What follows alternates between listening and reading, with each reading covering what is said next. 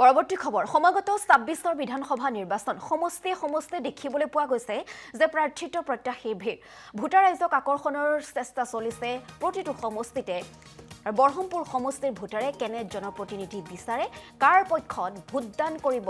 বৰলালুং গাঁৱৰ ৰাইজে এই সন্দৰ্ভত বৰহমপুৰৰ পৰা হিমাংশু বৰাৰ এক প্ৰতিবেদন আগবঢ়াইছো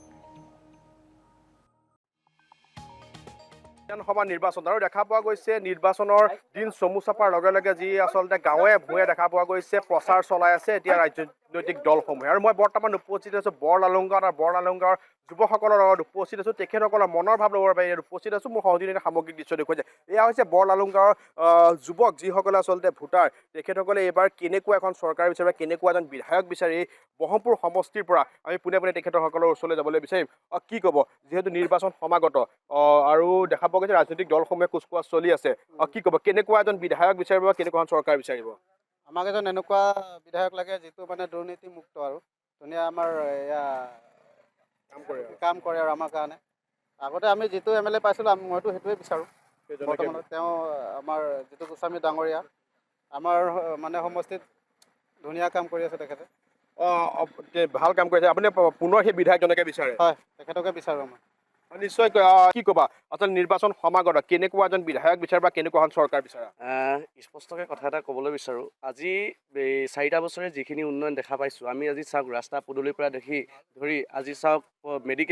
মেডিকেললৈকে আমি যিখিনি উন্নয়ন দেখিছোঁ খুব শলাগ ল'বলগীয়া বিষয় আজি চাওক আমি আৰু এটা কথা ক'বলৈ বিচাৰোঁ আমাক এনেকুৱা এজন বিধায়ক পাইছোঁ য'ত আজি চাওক ৰাস্তা পদূলি আপুনি গলিয়ে গলিয়ে ঘূৰক প্ৰতিটো গলিত আপোনাৰ CC ব্লকৰ পৰা ধৰি আপোনাৰ ব্লেক টপিঙৰ ৰাস্তালৈকে ধুনীয়া মেৰামতিৰ পৰা ধৰি নতুন ৰাস্তালৈকে বনাই দিছে আৰু এটা কথা ক'বলৈ বিচাৰোঁ আমাৰ যি ইয়াৰ ল'ৰা ছোৱালী শিক্ষাৰ্থী মানে সেই ছোৱালীকেইজনী ল'ৰা হওক ইয়াৰ পৰা আমাৰ বহুত দূৰ হয় কলেজলৈ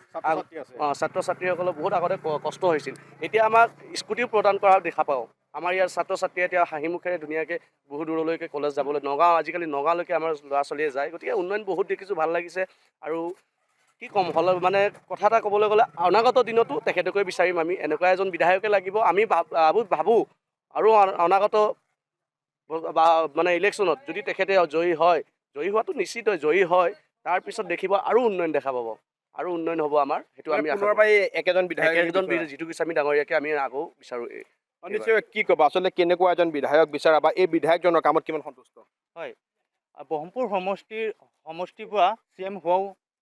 চিমও হৈ গৈছে কিন্তু তেনেকুৱা হিচাপে আমাৰ বৰহমপুৰ সমষ্টিত যেনেকৈ উন্নয়ন হ'ব লাগিছিল তেনেকৈ হোৱা নাই কিন্তু বৰ্তমান আমি যোনজন বিধায়ক পাইছোঁ তেওঁ ৰাস্তা ঘাটৰ পৰা বেমাৰ আজাৰলৈকে তেওঁ সকলোতে জড়িত আৰু ৰাইজৰ লগত ৰাইজে খুব মৰম কৰে তেখেতে তো মই ভাবোঁ তেখেতেই হ'ব বিধায়কজনে আচলতে কিমান উন্নয়ন কৰিছে বুলি ভাবা হয় ৰাস্তা ঘাটৰ পৰা স্কুল কলেজৰ পৰা সম্পূৰ্ণ যিমানখিনি আহে চৰকাৰ ছাইডৰ পৰা আৰু তেওঁ ব্যক্তিগত ছাইডো কোনোবাই যদি বেমাৰ হয় বা মঠ মন্দিৰ তেনেকুৱাতো বহুতো কৰে দল সংস্থাৰ লগত বহুত জড়িত তেখেতে